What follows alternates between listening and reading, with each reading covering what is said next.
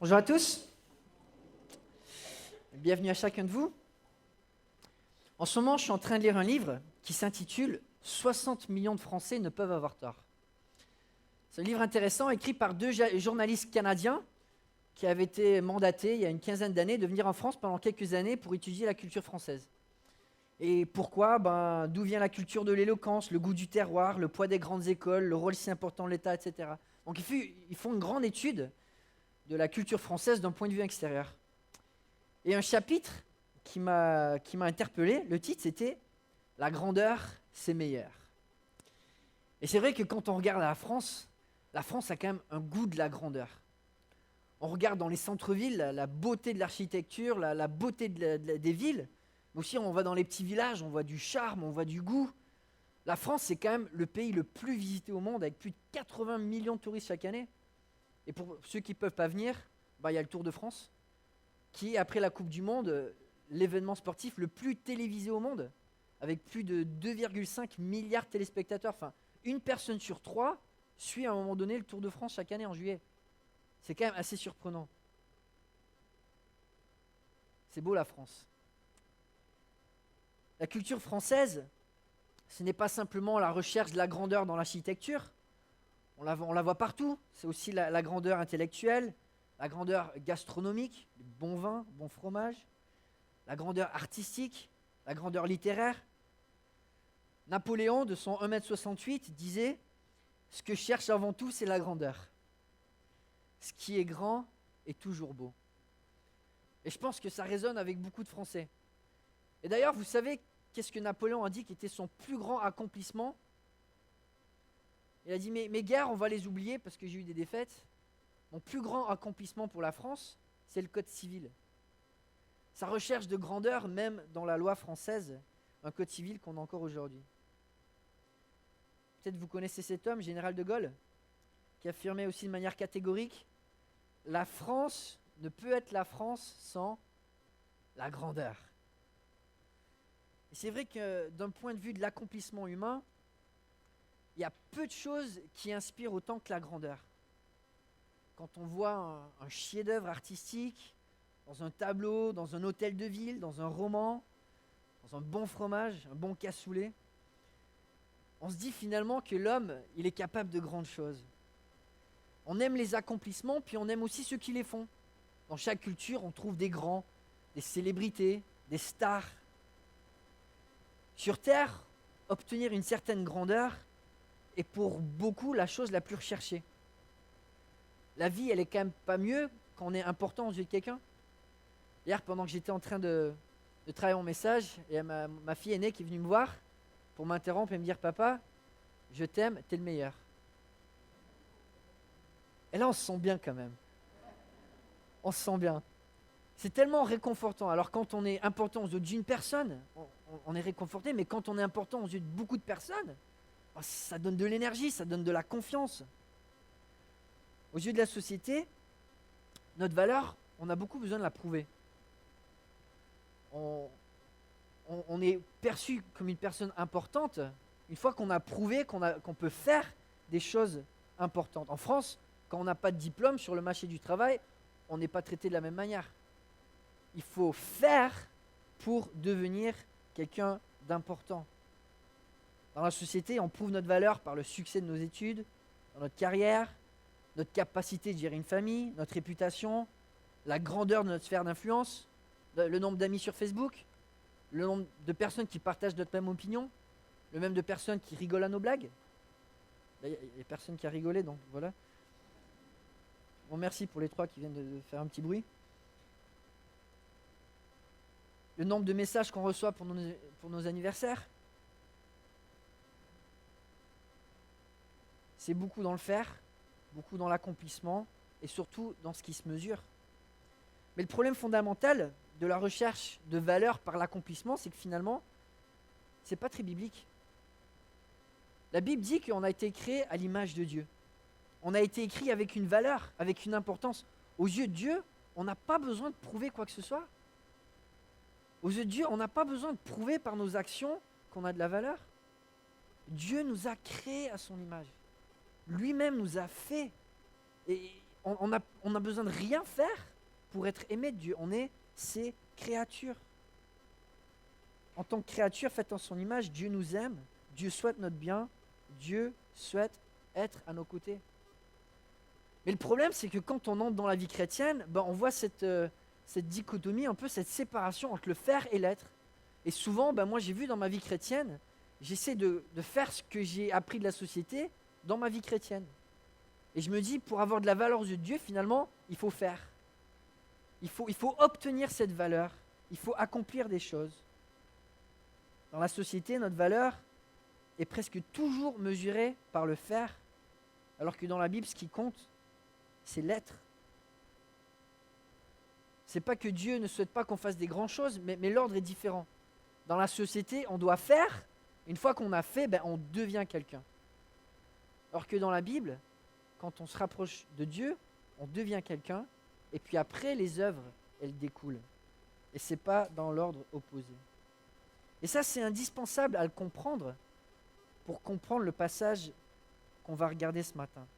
Je vous invite à ouvrir vos Bibles en Jean chapitre 14, versets 21 à 24. On continue notre étude dans l'évangile de Jean.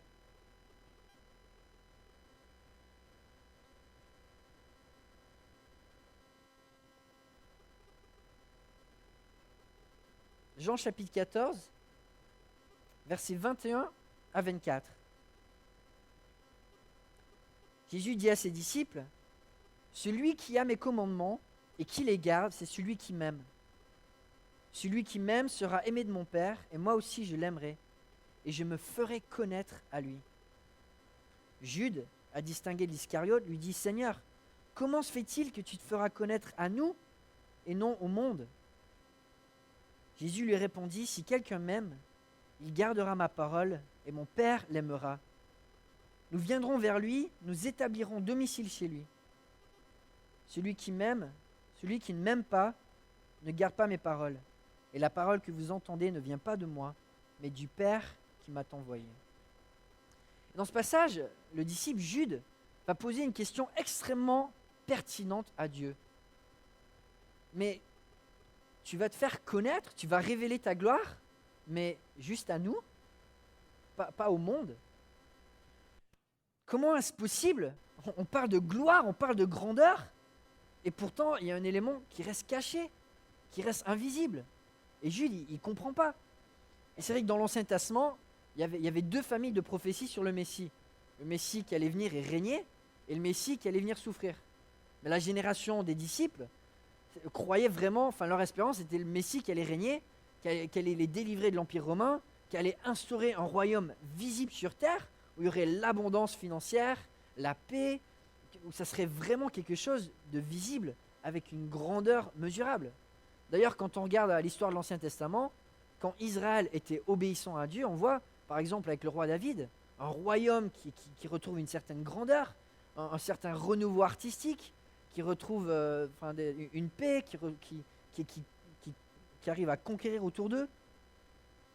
On voyait le succès spirituel qui était lié aussi à une grandeur terrestre. Et là, les disciples, ils ont tout quitté pour suivre Jésus. Jésus leur dit, je vais partir. Et là, ils ne comprennent pas. Et Jésus leur dit, je pars, mais si vous m'aimez, je vais vous révéler ma grandeur, ma gloire. Je vais me faire connaître à vous. Et là, Jude, il ne comprend pas. Il dit, comment ça se fait que Dieu peut être grand, mais quand il se révèle, ça ne se voit pas? Et Jésus va expliquer à ses disciples c'est quoi la gloire de Dieu. Et cette gloire, elle est différente de la grandeur terrestre. Cette gloire, c'est la vraie grandeur. La gloire de Dieu, et ce n'est pas toujours visible. Elle est avant tout intérieure, et elle est avant tout personnelle. Et dans ce passage, Jésus va donner 3 axes principaux où la gloire de Dieu, la grandeur de Dieu se manifeste. Et c'est très surprenant. Le premier axe que Jésus donne est celui-ci. La grandeur de Dieu, c'est premièrement son œuvre dans nos cœurs. Une œuvre personnelle, une œuvre intérieure. Jésus va dire à ses disciples, celui qui a mes commandements et qui les garde, c'est celui qui m'aime. Celui qui m'aime sera aimé de mon Père, et moi aussi je l'aimerai. Je me ferai connaître à lui. Alors c'est cette affirmation de Jésus qui va mener à la question de Jude. Jésus dit à ses disciples, je vais me faire connaître à vous. Les disciples, ça fait déjà 3 ans qu'ils sont avec Jésus. Ils connaissent beaucoup de choses de Jésus, mais ils savent que Jésus n'a pas encore tout dévoilé. Donc quand Jésus dit, je vais me faire connaître, ils savent que ça a référence à sa gloire, à sa grandeur, à sa majesté, à son règne qui va venir, aux choses qui n'ont pas encore été révélées de manière visible. Toute la grandeur de Dieu est impliquée dans cette expression, je vais vous faire connaître qui je suis vraiment. Et comment est-ce que Jésus va révéler sa gloire? Et là, c'est une manière complètement surprenante, dans la simplicité d'une relation, dans l'amour, dans l'entente, dans le partage d'une même vision, où on s'engage dans l'obéissance et la loyauté. La gloire de Dieu qu'il nous donne de connaître, avant tout, c'est une relation. C'est personnel, c'est intérieur. C'est pas toujours visible. Et c'est glorieux. Notre relation avec Dieu et son œuvre dans nos cœurs, c'est ça la gloire de Dieu. C'est ça la grandeur de Dieu. C'est pas forcément ce que nous faisons, mais ce que Dieu fait en nous. J'ai cité plusieurs fois dans les dernières semaines 2 Corinthiens 3,18, où il est écrit « Nous tous, qui sans voile sur le visage, contemplons comme dans un miroir la gloire du Seigneur, nous sommes transformés à son image de gloire en gloire par l'Esprit du Seigneur. » La gloire de Dieu, c'est l'œuvre qu'il fait à l'intérieur de nous. Dieu nous transforme à son image. Il nous fait ressembler à qui il est. Et ça, c'est glorieux. Ça, c'est glorieux. Dieu a choisi de manifester sa gloire sur terre au travers d'une relation personnelle avec lui. Celle par laquelle il influence, il guide, il transforme notre cœur vers sa ressemblance. C'est comme ça que Dieu a voulu déclarer sa gloire. Je ne sais pas vous, mais pour moi, cette vérité, elle est vraiment libératrice. Ça l'a été pour moi, ça continue de l'être. Dieu veut qu'on vive pour sa gloire. Mais vivre pour sa gloire, c'est pas forcément dans le faire. Et c'est vrai que quand j'ai commencé à prendre ma vie chrétienne plus au sérieux, en fin de mon adolescence, j'étais convaincu que pour vivre la gloire de Dieu, pour connaître la gloire de Dieu, il fallait arriver, dans ma marche, arriver à une certaine grandeur terrestre. Qu'il fallait que, quelque part, j'arrive à affirmer dans le faire une valeur qui puisse me faire être accepté devant Dieu. Je pensais que le modèle des vies chrétiennes réussies, c'était les gens qui étaient connus finalement. C'était les pasteurs qui publiaient des livres, c'était les gens qui avaient de l'influence, les gens qui étaient importants dans leurs églises ou dans la société. Je pensais qu'une vie chrétienne réussie, c'était d'avoir une réputation. Je pensais qu'une vie chrétienne réussie, c'est d'avoir une liste de prières super ambitieuses que j'avais priées et que Dieu avait répondu. Je pensais que pour glorifier Dieu, il fallait avoir des expériences uniques. Il fallait avoir une histoire assez intéressante pour être dans les magazines chrétiens. Je pensais que pour glorifier Dieu, il fallait avoir plein de disciples. Des gens qui me suivent. Je pensais qu'il fallait avoir des dons visibles qui touchent les foules. D'avoir un nom qui ne s'oublie pas. Et puis en fait, je me suis aperçu avec les années que plus j'étais dans le faire, plus je me disais, il faut que je gagne de la valeur pour arriver à glorifier Dieu. Plus en fait, dans le présent, je me disais, mais je ne peux pas glorifier Dieu. Peut-être demain, peut-être si je fais encore un peu plus, peut-être que si je continue à faire, si j'arrive à convertir plus de gens, à être plus connu, alors là, j'arriverai à un statut où finalement, j'ai de la valeur devant Dieu. Où finalement, je glorifie Dieu.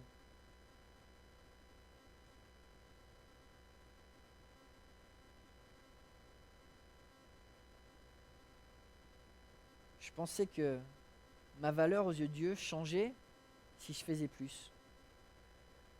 Et c'est vrai que si on devait se donner une note chaque semaine pour ce qu'on a accompli pour Dieu, souvent on dit finalement, Aux yeux de Dieu, est-ce que j'ai vraiment de la valeur? Est-ce que j'ai vraiment réussi dans ma vie chrétienne?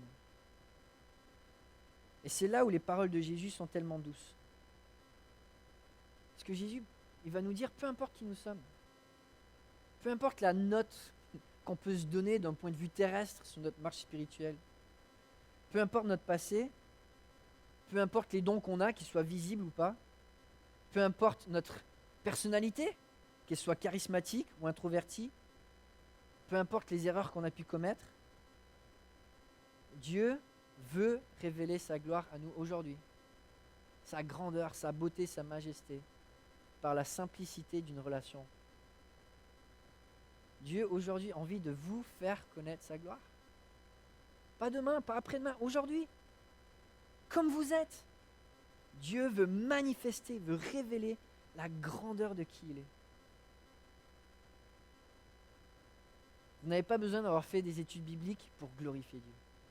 Vous n'avez pas besoin d'être des responsables d'une grande église pour glorifier Dieu. Vous n'avez pas besoin d'avoir une vie parfaitement ordonnée pour glorifier Dieu. Dieu promet à tous ceux qui l'aiment et qui gardent ses commandements qu'il va se révéler à eux. Et aujourd'hui, si on l'aime et si on le suit, Dieu nous promet qu'il va se faire connaître à nous. Et ça, c'est magnifique. Est-ce qu'on croit ça aujourd'hui? Que votre vie aujourd'hui peut réellement glorifier Dieu? Qu'au travers d'une relation, Dieu peut manifester ce qu'il y a de plus grand en lui, en vous? Que vous n'avez pas besoin de faire plus pour avoir de la valeur aux yeux de Dieu, tel que vous êtes aujourd'hui. Dieu vous aime, vous êtes important, il n'y a rien qui va changer ça. Que vous êtes précieux pour lui et ce qu'il souhaite avant tout, c'est d'avoir une relation personnelle avec vous. Dieu ne s'attend pas à ce qu'on fasse plus d'accomplissements pour avoir une relation avec lui. Aujourd'hui, il a les bras ouverts, il est prêt à nous accueillir pour que cette relation puisse grandir. Depuis plusieurs mois, ce verset me touche beaucoup. L'homme regarde à ce qui frappe les yeux, mais l'Éternel regarde où? Regarde au cœur. Et souvent dans ma vie chrétienne, malheureusement, j'ai cru qu'une vie chrétienne réussie devait frapper aux yeux. Que finalement, il fallait qu'en tant que chrétien, je fasse des choses qui soient sensationnelles, qui soient visibles pour tous. Que pour être un bon chrétien, il fallait aussi que je devienne grand aux yeux des hommes. Il fallait que ce que je fasse frappe à l'œil.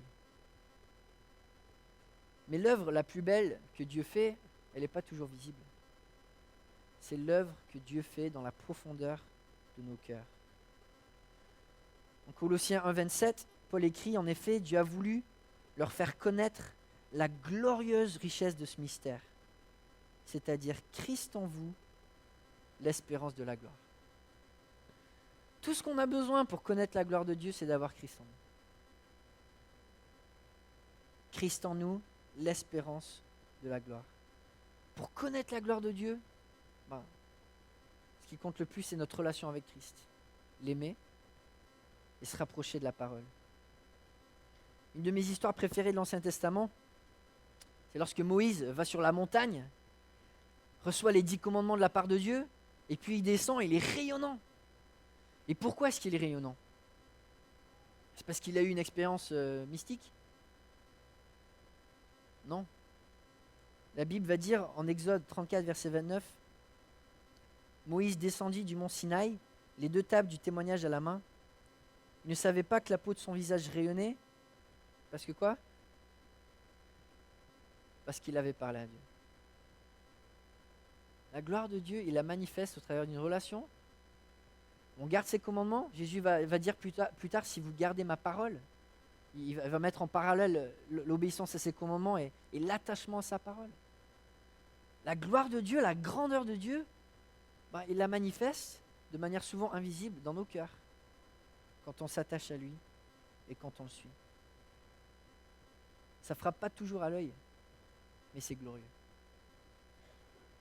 Évidemment, quand on sature de la parole de Dieu, les œuvres suivent. quand cette parole nous change, ben ça se voit. On sourit différemment, on aime différemment, on sert autour de nous différemment, on donne différemment. On est plus généreux quand on apprend comment Dieu a été généreux à notre égard. Plus on est transformé par la parole dans notre être, plus naturellement on va le glorifier dans le faire. Ce n'est pas toujours sensationnel. Rarement, les journaux vont parler de la transformation de votre cœur. Mais c'est glorieux, parce que c'est l'œuvre glorieuse que Dieu a choisi de faire. La gloire de Dieu, c'est son œuvre dans nos cœurs. Et puis on va le voir dans la question de Jude. C'est pas simplement dans les cœurs individuels, mais c'est aussi dans l'ensemble de ceux qui aiment Dieu. La gloire de Dieu, c'est son œuvre dans son Église. Et on voit, versets 22 et 23, Jude a distingué l'Iscario, lui dit « Seigneur, comment se fait-il que tu te feras connaître à nous et non au monde ?» Jésus lui répondit « Si quelqu'un m'aime, il gardera ma parole et mon Père l'aimera. Nous viendrons vers lui et nous établirons domicile chez lui. » La question de Jude, je la trouve vraiment belle. Il faut comprendre le contexte. Jésus vient de dire à ses disciples qui ont tout quitté pour le suivre, écoutez les amis, je m'en vais. C'est fini entre nous, enfin maintenant sur terre en tout cas. Mais vous inquiétez pas, si vous m'aimez, je me manifesterai quand même à vous. Enfin, je sais pas vous, mais si mon épouse venait me voir et me disait, écoute Philippe, je pars, mais si tu continues à m'aimer, un jour dans un futur incertain, je me manifesterai encore à toi. Et je pense que la première question, je me dirais, c'est, mais est-ce qu'il y a vraiment la possibilité d'aimer dans une relation comme ça ? Mais là où je trouve la question de Jude tellement belle, c'est qu'il ne remet même pas en question le fait que lui et les 10 autres disciples aiment Jésus. Il y a une telle confiance, il y a un tel attachement que quand Jésus dit « je pars, mais si vous m'aimez, je me ferai connaître encore à vous », Jude dit « mais comment ça se fait que tu te manifesteras à nous ?» Jésus pose une condition, il dit « si vous m'aimez, je me manifesterai ». Mais Jude, il ne parle même pas de la condition, il sait déjà qu'il aime. Et il sait déjà que cet amour, il est partagé avec les autres disciples. Qu'il y a un groupe qui s'est formé, les débuts de l'Église, qui aiment Christ et qui vont le suivre, malgré le fait que là, ils ne savent pas c'est quoi la prochaine étape.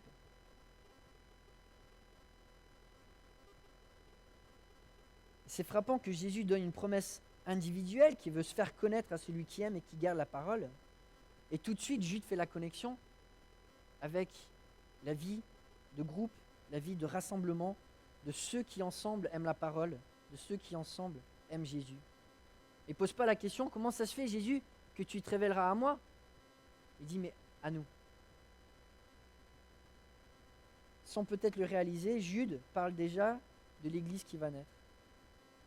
Et la gloire de Dieu n'est pas toujours sensationnelle, mais une chose est sûre, elle est toujours relationnelle. Et le plan de Dieu depuis la fondation du monde a toujours été d'avoir un peuple choisi qui partagerait sa gloire. C'est pour cela qu'il a choisi le peuple d'Israël en premier temps, et puis suite à son refus du Messie, qu'il a choisi de construire son Église pour révéler sa gloire. Et comme l'œuvre que Dieu fait dans nos cœurs, l'œuvre que Dieu fait dans son Église, elle n'est pas toujours sensationnelle non plus. Nos cultes ne sont pas toujours extraordinaires. Je connais un pasteur qui n'est pas toujours aussi clair et aussi poignant qu'il aimerait l'être. Des fois, la guitare est mal accordée. Des fois, on a des problèmes techniques, enfin pas avec les responsables qu'on a aujourd'hui. Les résultats de notre témoignage dans la communauté, il n'est pas aussi vibrant qu'on aimerait qu'il soit. Des fois, nos réunions ne sont pas aussi excitantes et aussi remplies de monde que ce qu'on aimerait. Et des fois, on pourrait se demander, mais en fait, qu'est-ce qui nous fait venir à l'église ? C'est plein de personnes imparfaites. C'est des réunions en plus d'une semaine bien chargée. C'est un engagement du service et du travail. Des fois, c'est des situations compliquées à gérer. C'est un engagement financier. Des fois, c'est des problèmes administratifs, relationnels. Enfin, franchement, pourquoi est-ce que vous êtes venus ce matin, quoi ?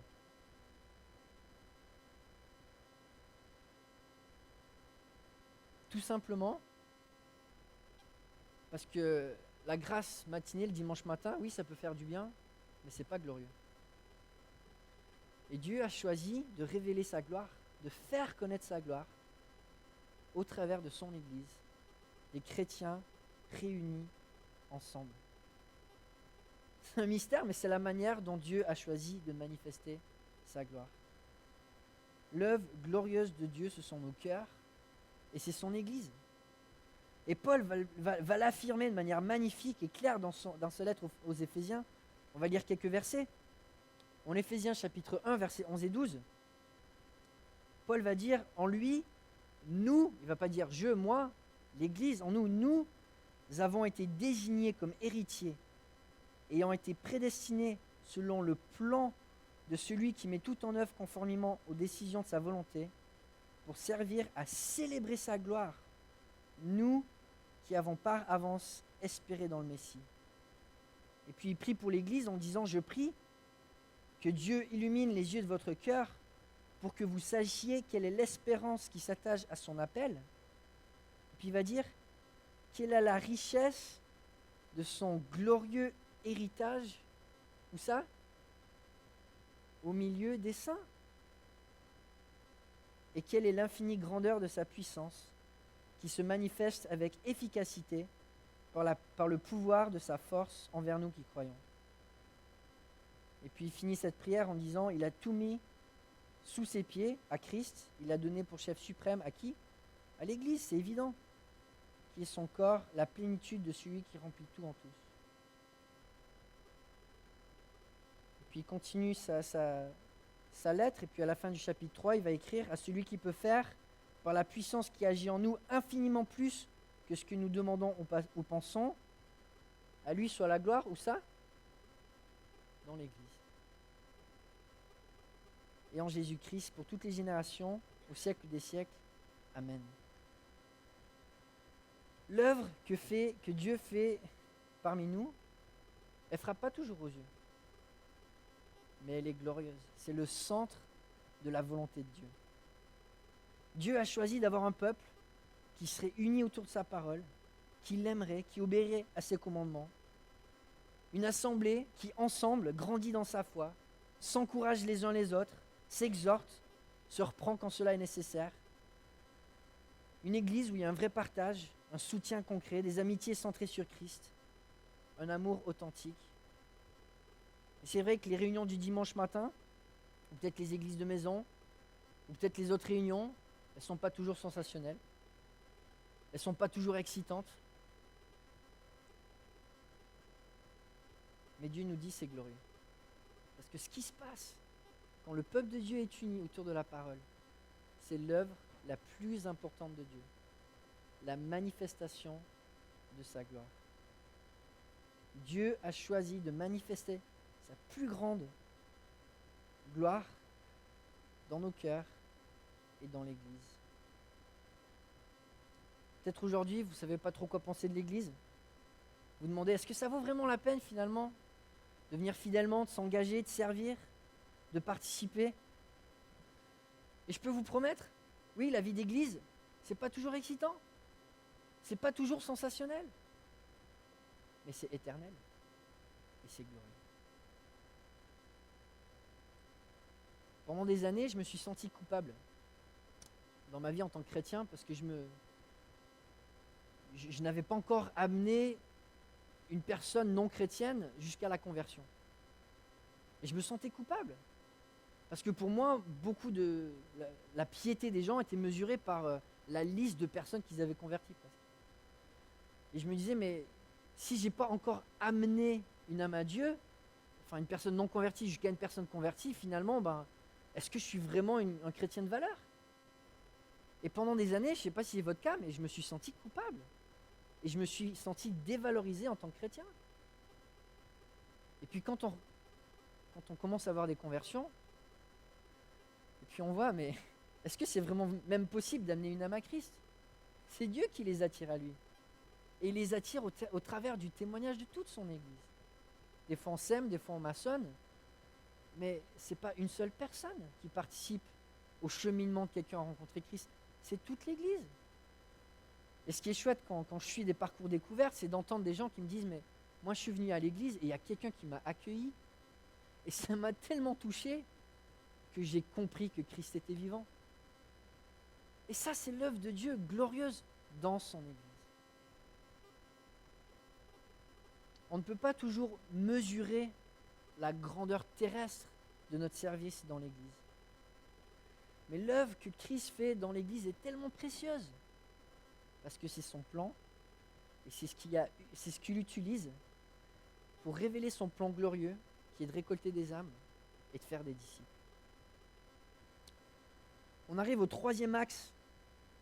Comment est-ce que Dieu révèle sa gloire, sa grandeur, se fait connaître? Et on voit que la gloire de Dieu, c'est l'œuvre de Dieu en lui-même. La gloire de Dieu, en fait, c'est ce qui se passe à l'intérieur du cœur de Dieu. Ce qui se passe dans ce qu'on appelle la Trinité.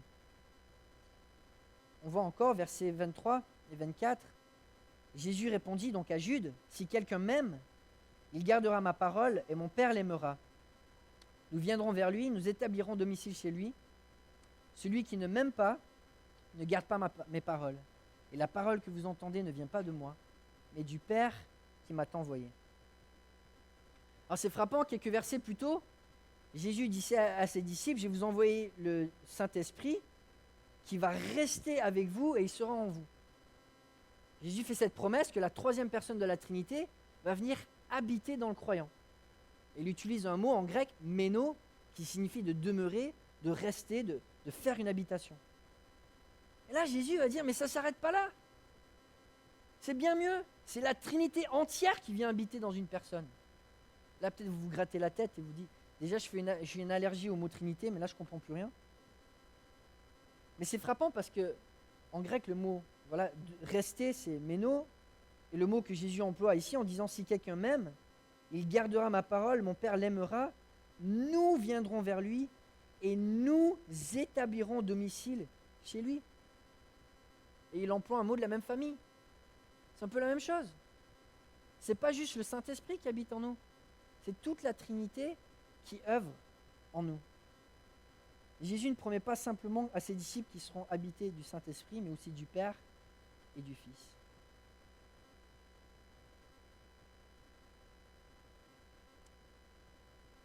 Et la réalité, c'est qu'on ne peut pas comprendre la gloire de Dieu sans comprendre la Trinité. Jésus disait à ses disciples que de connaître sa gloire, c'est d'avoir une relation personnelle avec lui. Pourquoi est-ce que la gloire de Dieu est relationnelle? Pourquoi est-ce que la gloire de Dieu est relationnelle? Et quand on regarde l'évangile de Jean, il y a des vingtaines de versets ou plus, je n'aurai pas le temps de tous les lire, mais on voit l'œuvre dans la Trinité. Jésus œuvre pour le Père œuvre pour le Fils, le Saint-Esprit œuvre pour le Père, Jésus envoie le Saint-Esprit. On voit un échange constant d'une relation interne dans le cœur de Dieu. Dieu n'est pas relationnel parce que c'est quelque chose qui fait en plus de ce qu'il est. Ce n'est pas quelque chose qu'il doit faire. C'est quelque chose que naturellement se passe dans le cœur de Dieu. Donc forcément, la gloire de Dieu, la manifestation de qui Dieu est, doit être relationnelle. Et c'est pour cela que avoir une relation personnelle avec Dieu, c'est la clé de la gloire. Parce que Dieu, dans son être le plus profond, il est relationnel. Il est relationnel, il est une Trinité. Et c'est pour ça que ce que Dieu désire avec nous, c'est aussi avoir une relation personnelle avec nous. On voit aussi la Trinité, c'est quoi? C'est l'égalité dans la diversité. C'est ce qu'on retrouve dans l'Église. Des gens avec des dons, des capacités, des arrière-plans différents, mais qui sont tous égaux aux yeux de Dieu. La Trinité, c'est l'unité dans la diversité. Et l'Église, c'est pareil. On est tous différents, mais on a une même vision. On a une même direction. L'Église reflète ce qui se passe à l'intérieur du cœur de Dieu. Et c'est pour ça que c'est glorieux. Ça reflète qui Dieu est. Qu'est-ce que la conversion dans la Bible? La conversion, c'est de se retrouver en Christ. Tous les termes qui parlent de conversion, alors des fois on va parler de repentance, Alors c'est quoi la repentance? La repentance, c'est de se détourner de manières de penser qui ne sont pas de Dieu et se tourner en Christ. Réfléchir comme Christ, penser comme Christ. C'est quoi la conversion? C'est aussi l'obéissance. C'est de placer notre volonté en Christ. La conversion, c'est quoi? C'est d'avoir une foi qui est placée en Christ, une identité qui est placée en Christ, c'est de devenir un disciple qui vit en Christ. Toute la vie chrétienne se résume avec ces paroles, c'est de se retrouver en Christ.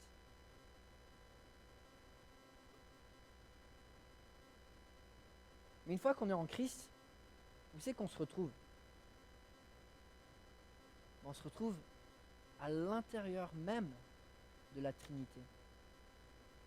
Et Jésus va dire à ses disciples au chapitre 17, donc toujours dans le même discours, « Je ne prie pas simplement pour eux, mais encore pour ceux qui croiront en moi à travers leurs paroles, afin que tous soient un, comme toi, Père, tu es en moi, et comme je suis en toi, afin qu'eux aussi soient un, ou en nous, pour que le monde croie que tu m'as envoyé. » Et c'est ça qui est frappant. C'est que quand on regarde à l'évangile de Jean et dans le Nouveau Testament, on voit une relation qui se passe à l'intérieur de la Trinité.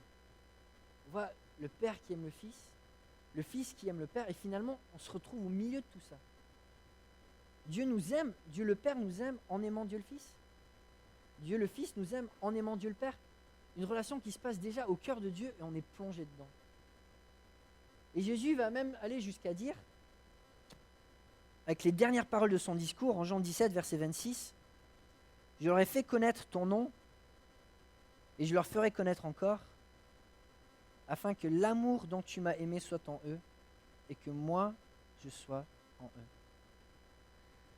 Là, je me gratte la tête et je me dis, quoi?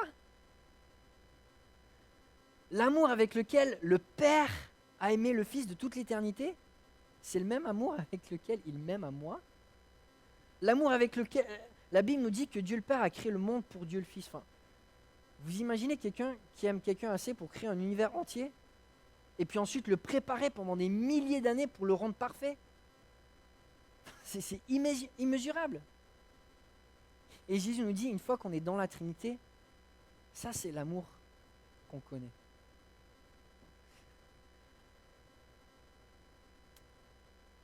Et là on se dit, oui, la Trinité c'est un mystère.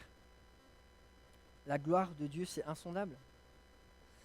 Et pourtant, l'encouragement de Dieu, de Jésus pour nous, il est tellement simple. Si on veut comprendre la gloire de Dieu, cette richesse qui se passe à l'intérieur de Dieu, il faut l'aimer. Il faut avoir une relation avec lui. Il faut l'aimer aussi en tant qu'Église, ensemble. Pratiquer la communion fraternelle. Avoir une vie de prière. C'est les bases du christianisme. Et oui, c'est pas toujours sensationnel de prier, de lire la Bible, de partager des moments dans la vie d'église. Mais c'est le reflet de ce qui se passe à l'intérieur du cœur de Dieu.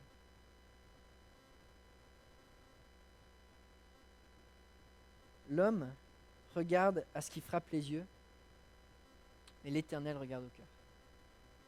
Ma question pour vous ce matin, quel est l'état de votre cœur? Souhaitez-vous aujourd'hui avoir un cœur qui se rapproche de Dieu? Prions ensemble.